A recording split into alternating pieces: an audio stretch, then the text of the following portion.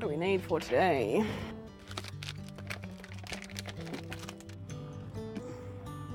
Around a decade ago, a Samoan nurse became so concerned about waiting times for patients, she began providing her own mobile care. People travelling from far waited till midday or maybe 1 o'clock and they're still not seeing, and I think there's something need to be done.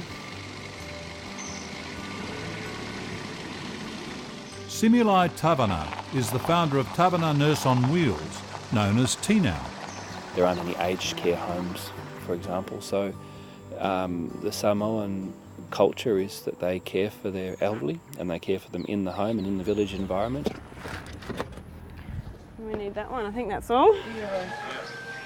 A team of 3 nurses travels house to house dispensing hospital standard care. Owamaioi, how are you? Yeah? Oh, good. No worries? No worries, that's good. So we're just going to check your blood pressure and sugar again today. Sound all right? There is a charge for the service, but payment can come in a variety of forms.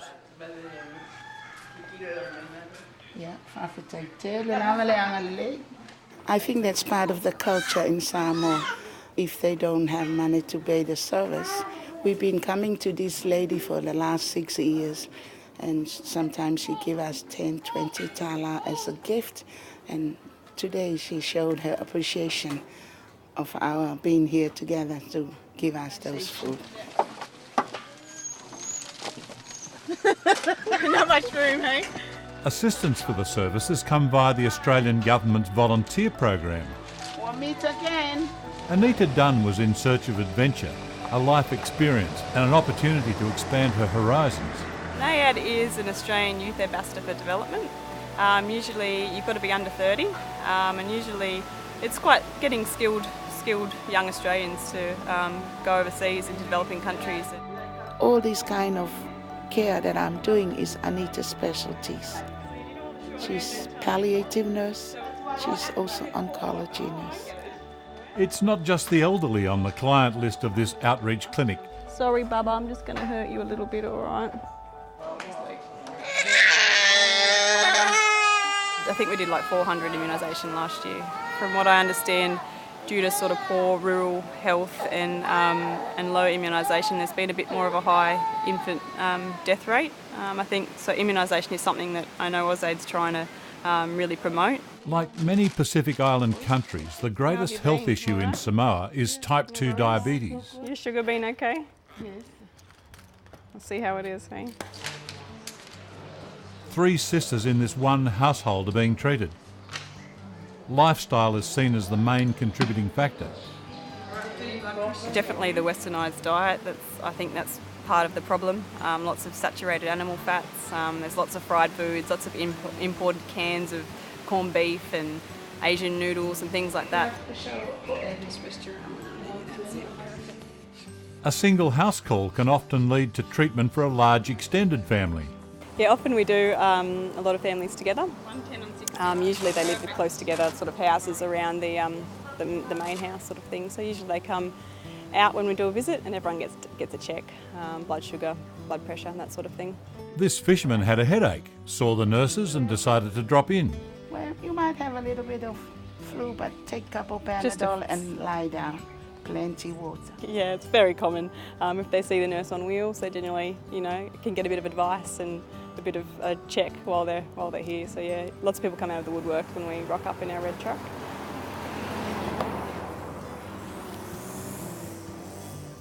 One of the visits Anita looks forward to is this lady. Do a little circle if you like.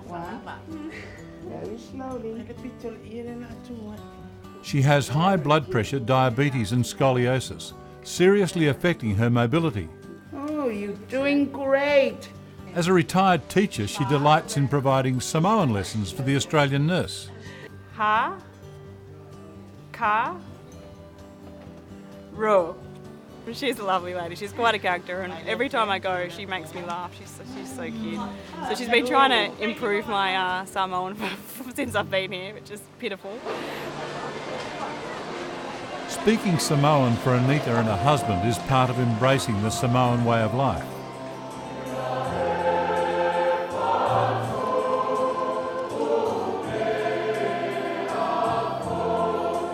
In perhaps the world's most Christian country, Sunday is both a day of worship and family feasting. I don't usually go to church at home, but I'm just trying to embrace the culture, and it's nice to go and I think it's sort of respectful if you sort of join in and have a look at their culture and at their religion and join in the Sunday festivities. It's actually quite fun in the afternoons when church is finished and you can sit down with everyone, have a chat and have a meal.